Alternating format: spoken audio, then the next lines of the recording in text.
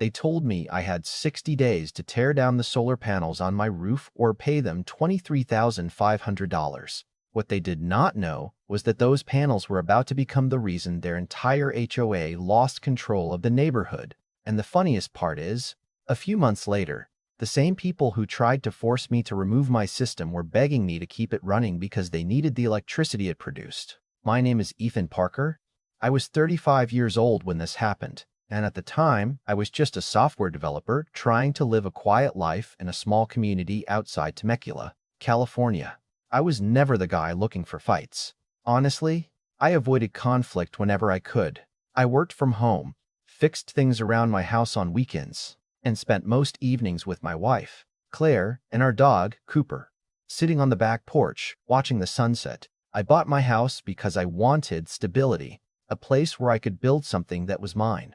3 years before any of this started, I made one of the biggest decisions of my life. I invested $39,000 into a 44-panel solar system. It was not some random weekend project. I researched everything, got permits, worked with licensed installers, passed inspections, and connected the system legally to the power grid. The goal was simple: reduce my electricity bill, use cleaner energy, and maybe save some money over time. At first, nobody cared. In fact, some of my neighbors were curious. They would walk by while the installers were working and ask questions. One neighbor even told me, "Man, I might do that next year if yours works out." And it did work out. My electric bill dropped dramatically, and any extra energy my system created went back into the grid through the approved program. It was one of those rare moments where technology actually made life easier. Then everything changed when a company called Redwood Valley Management took over our HOA. At first, nobody thought much of it. HOAs change management companies all the time. We received a few emails about new procedures, updated paperwork, and community guidelines. Nothing unusual. Then, about 3 weeks after they took over, I opened my mailbox and found a letter that immediately felt different. The language was formal, cold, and aggressive. It said my solar panels violated the community appearance standards and had to be removed within 60 days. I actually laughed when I first read it. Not because it was funny, but because I thought there had to be some mistake. My panels were installed before this HOA management company ever existed. They were approved by the city. They were inspected. They were legal. So I assumed one phone call would clear everything up. I called the HOA office and explained the situation. The woman on the phone introduced herself as Melissa Grant, the community manager. She sounded polite at first, but there was something in her tone that told me this was not a simple misunderstanding. I said, "I think there might be an error here. My system was installed years ago, before your company took over." She responded, "That does not change the fact that it does not meet our current aesthetic expectations." I remember sitting there staring at my solar monitoring app while she said that, current aesthetic expectations. Those words stuck with me because it was the first time I realized this was not about paperwork. It was about control. I explained that California had protections for residential solar systems and that homeowners could not simply be forced to remove them because someone thought they looked different. Melissa paused for a second and then said, "If you want to challenge the violation, you can request a hearing with the board." The way she said hearing made it sound like an opportunity, but looking back, it was not an opportunity. It was a setup. I should have realized something was wrong when I received the second letter 5 days later. This time, they were not asking. They were demanding. The letter included an $8,000 appearance penalty and another $14,500 charge they claimed would cover roof restoration after removal. More than $22,000 for something that was already legally installed on my own house. I showed the letter to Claire that night while we were eating dinner. She read it twice and looked at me. "Are they seriously trying to make you pay to remove something they never had the authority to remove?" I nodded. And for the first time since this started, I felt something different. It was not anger yet. It was disbelief, because I knew people disagreed about neighborhood rules all the time. But this felt bigger. It felt like someone had decided that because they had a title, they automatically had power. A week later, I walked into that HOA hearing room thinking I was going to have a reasonable conversation. I was about to learn that they had no intention of having a conversation at all. When I walked into that HOA meeting room, I immediately knew something was different. I expected a few board members sitting around a table, maybe a discussion, maybe some questions about the solar system and how it worked. Instead, It felt like I had walked into a courtroom where the verdict had already been decided. There were 5 board members sitting at the front. Their attorney was already there with a folder full of documents, and about 30 homeowners filled the chairs behind me. Some of them were people I had waved at for years while getting the mail or walking my dog. That part bothered me more than anything. These were not strangers. These were my neighbors, people I had shared a street with, people whose kids played outside near my driveway, people who had watched those solar panels go up 3 years earlier without saying a word. But now, somehow, I was standing in front of them like I was the problem. Melissa Grant opened the meeting by saying my solar system had become a community concern. That phrase alone almost made me smile because it was such a careful way of saying, we want you to get rid of something we do not like. Then their attorney started presenting slides. Pictures of my roof appeared on a large screen. They zoomed in on the panels from different angles, showing reflections from the glass. They talked about neighborhood appearance, property values, and maintaining a consistent look. They made it sound like my house had become some kind of threat to the entire community. The attorney looked at me and said, Mr. Parker, homeowners buy into communities because they agree to follow shared standards. You cannot simply decide that the rules do not apply to you. I remember sitting there thinking, that is interesting, because the rule they were talking about did not exist when I installed the system. But I stayed quiet and let them finish. Then came the part that really showed me what this was about. One of the board members, a man named Richard Holloway, leaned forward and said, this neighborhood has always had standards. We cannot let every homeowner do whatever they want. That sentence told me everything. It was never about solar panels. It was about setting an example. They wanted everyone watching that room to understand one thing. If the HOA wanted something changed, people were expected to obey. I finally spoke. I explained the installation date, the permits, the inspections, and the state protections for solar energy systems. I told them I was willing to discuss reasonable concerns, but removing a legal system because they personally disliked how it looked was not reasonable. The attorney gave a small smile and replied, you seem very competent in your interpretation of the law. I said, I am confident because I checked it. He leaned back and said, then perhaps you should let a judge decide. That was the moment I realized they were not trying to solve a problem. They were trying to pressure me into giving up. The vote happened 10 minutes later. 5 hands went up. Unanimous. Remove the panels within 30 days or face the penalties. The room went quiet. I looked around and saw some neighbors avoiding eye contact. Some looked uncomfortable. A few looked satisfied. Walking back to my car that night, I was not angry. I was actually calm. And that surprised me, because deep down, I think I already knew something they did not. They were relying on intimidation. I was relying on facts. But the next move they made was something I never expected. About 3 weeks later, on a Tuesday afternoon, I pulled into my driveway after work and noticed a truck parked outside my house. At first, I thought maybe a neighbor was getting roof work done. Then I saw a man standing near my electrical equipment with a clipboard. I walked closer and asked, can I help you? He looked uncomfortable. He said, we were instructed to disconnect the solar connection. I stared at him. By who? He pointed toward the HOA documents in his hand. I immediately called Melissa. She answered like she already knew why I was calling. I said, why are contractors at my house touching my electrical system? She responded, we informed the utility company that your system was operating improperly and violating community guidelines. That sentence changed everything. They were no longer just sending letters. They were interfering with my energy connection. I contacted the utility company and found out the HOA had reported my system as unauthorized commercial activity. Because of that report, my grid connection was temporarily suspended while they reviewed the claim.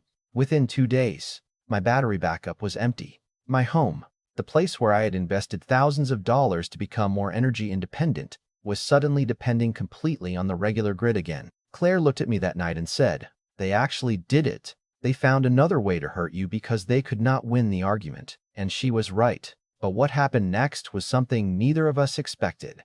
That night, while sitting at the kitchen table surrounded by paperwork, Claire started searching through California property laws. She was not a lawyer. She was not an expert.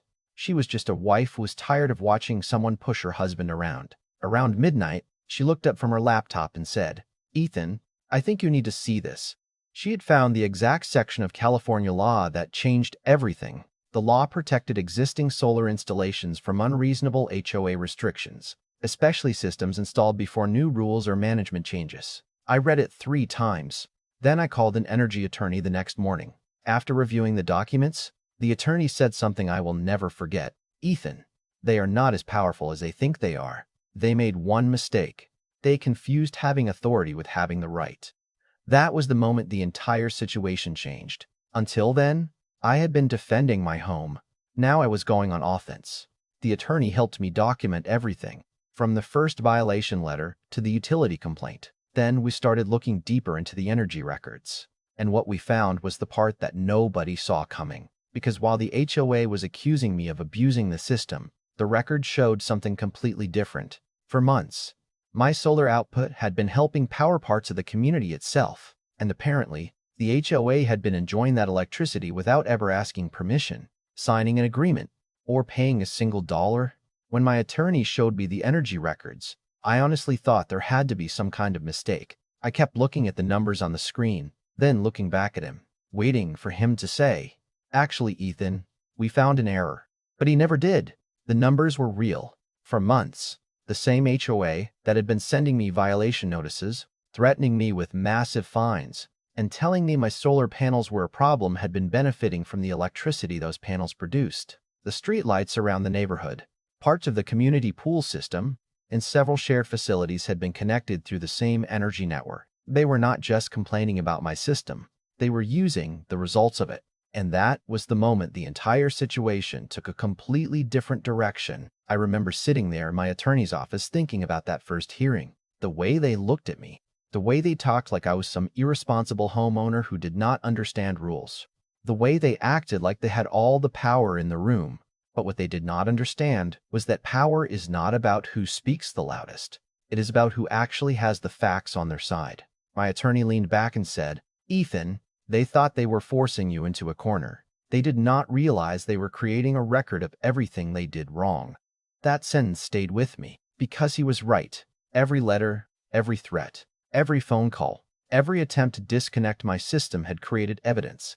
They were so focused on making me surrender that they never stopped to consider what would happen if I fought back. From that point forward, the strategy changed. I was no longer just trying to save my solar system. I was trying to make sure nobody else in that community had to go through the same thing. We completed the paperwork to properly register my system as a distributed energy resource and documented the full timeline of events. The attorney prepared a detailed claim that included the costs I had taken on, the improper interference with my connection, and the unauthorized benefit the HOA had received from my energy production. Then we sent the demand letter. I still remember the feeling when I signed that document. It was not excitement. It was not revenge. Honestly, it was relief. For weeks, I had felt like I was constantly reacting to their decisions. Now, for the first time, I felt like I was standing on solid ground. The response from the HOA was completely different from before. The confident tone disappeared. The aggressive language disappeared. Suddenly, there were questions. Suddenly, they wanted clarification. Suddenly, they wanted to find a reasonable solution. That phrase made me laugh a little because reasonable was exactly what I had asked for from the beginning. The funny thing about power struggles is that people often become reasonable only after they realize they are no longer the ones holding all the cards. The next HOA meeting was unlike anything I had seen before. The same room where I had once sat alone with everyone staring at me became a room full of frustrated homeowners demanding answers. One resident stood up and asked why the board had spent so much money fighting one homeowner instead of simply reviewing the law. Another asked why the board had contacted the utility company without getting a complete legal review first. People were no longer talking about my solar panels. They were talking about trust, and that was the part the board could not fix with another letter or another fine. They had damaged the relationship between the HOA and the people it was supposed to represent. Some board members tried to defend their decisions. They said they were protecting property values. They said they were maintaining standards. But the homeowners were asking a different question now. Were you protecting the community, or were you protecting your own authority? That question changed everything. Over the next several days, the pressure became impossible to ignore. Residents started requesting financial records. They wanted to know how much money had been spent on legal fees. They wanted explanations for decisions that had been made behind closed doors. The board that once seemed untouchable suddenly looked very ordinary. Eventually, their attorney reached out to mine. The tone was completely different from that first meeting. No more warnings. No more threats. No more comments about foreclosure. This time, they wanted to negotiate. The final agreement resolved the dispute and included compensation for my legal expenses, repayment related to the energy usage, and costs connected to their improper attempt to interfere with my system. But the most important part was not the money, it was the recognition. The new HOA leadership officially acknowledged that my solar system was legal, protected, and would remain on my property. They also agreed to a long-term power purchase arrangement for excess energy production from my system. The panels that they once called a problem became a resource. The thing they tried to eliminate became something they depended on. And every month, when that payment arrives, I still find myself shaking my head a little because the entire situation could have been avoided with one simple conversation. They could have called me. They could have asked questions. They could have looked at the law before sending threats. Instead, they chose a fight. And in the end, they learned a lesson that many organizations learn the hard way. Authority without understanding can create more problems than it solves. Looking back now, I do not consider myself some kind of hero. I was just a homeowner who refused to give up something I had legally built. I did not want attention. I did not want conflict.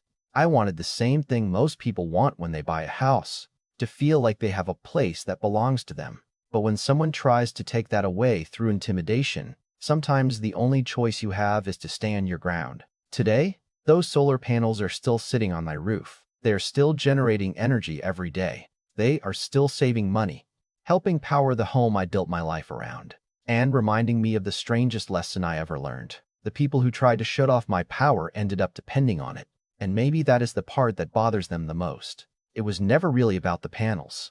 It was about realizing they could not control everything. Now I want to know what you think. Was the HOA trying to do what was best for the neighborhood? Or did they go too far by trying to force a homeowner to remove something that was already legal and approved? Have you ever seen a community rule become more about control than cooperation? Leave your thoughts in the comments because these stories always have two sides, and the conversation is where we figure out where the line should be. If you know someone dealing with an HOA dispute or someone who feels like they have no voice against a larger organization, share this video with them. Sometimes the most important thing a person can have in a fight is not power, money, or influence. Sometimes it is simply knowing their rights and having the courage to use them.